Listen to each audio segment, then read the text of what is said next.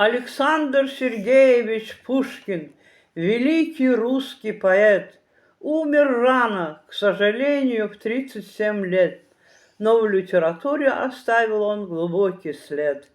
Писал он стихи против царского режима, из-за чего отправляли его в ссылку далеко от дома.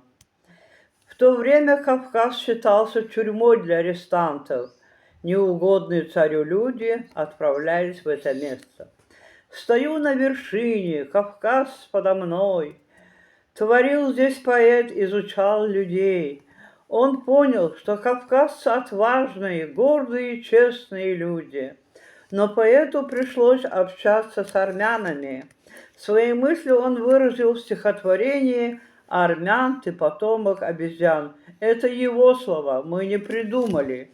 Александр Сергеевич, ты не только поэт, ты предвидел, что будет через много лет. А теперь эта армянская зараза уже вышла за пределы Кавказа.